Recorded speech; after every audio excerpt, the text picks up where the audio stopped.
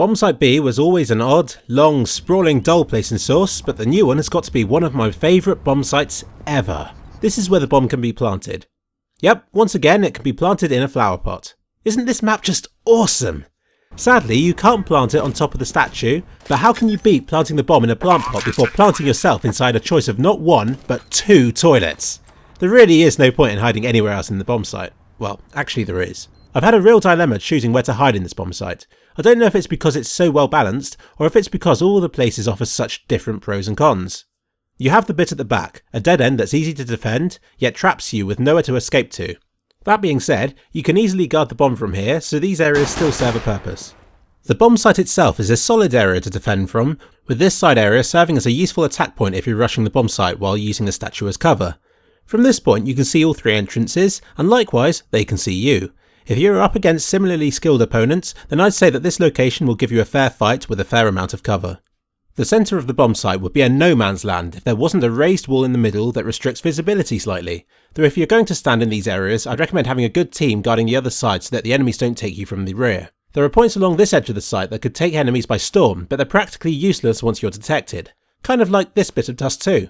All in all, I believe that there are better places to hide than in the middle of an open courtyard, which I suppose makes sense. The addition of the middle entrance has made camping around the corner here impractical. I wouldn't recommend standing here, and as CT is trying to guard the site, I'd suggest you either rush to the far side itself under the cover of smoke, or stay near the entrances to take advantage of the space that terrorists must rush through to reach the site. Or finally, you can choose to remain just outside of the courtyard. It is still possible to defend the bomb from these areas, and these are the bits that I believe make the bomb site so interesting.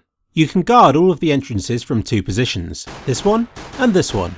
Both are just outside the main courtyard, but will give your team an early warning system when enemies are attacking, as there is no way for them to sneak past you from these points. It's easy to rotate and to retreat from either location, whereas people at the bomb site are trapped in a defendable but dead-end corner. Best of all, people at this spot can quickly and easily jump down to here, whereby you can defend the bomb site or sneak around the back of the enemies who are still at the entrance. Be careful of enemies entering along here. They shouldn't do if someone has been standing here. I am interested to see what strategies people come up with using these areas. The 3 entrances to the bomb site have hidden passages above them, letting players to stealthily jump from one to the other. The middle contains a revealing doorway that's visible from most of the bomb site, so that enemies from the right entrance will find it difficult to sneak up to the left one, and it's impossible to do the opposite unless players run around the entire map. Just be sure to have somebody guarding the middle entrance, which will let other players concentrate on a single entrance, which is far more efficient. There's the old-fashioned tactic of rushing to this corner here, which is very much like this corner of Dust 2's Bombsite B. If you're seen, you're screwed, but if not, it can be a very satisfying and rewarding experience. Even if you're spotted in this position, it will make them check that spot in future rounds. This is great, since to check that area they must be standing around here, which makes them an easy target from these points. Of course, they could just use grenades instead.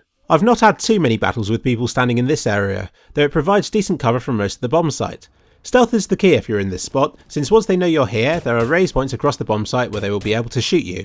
There are only a couple of ways of physically getting to this spot, though a team could boost a player over this wall. I like this area, and it adds to an already complex and varied site.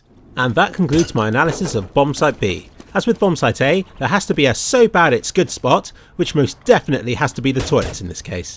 Thank you for watching, and try not to die.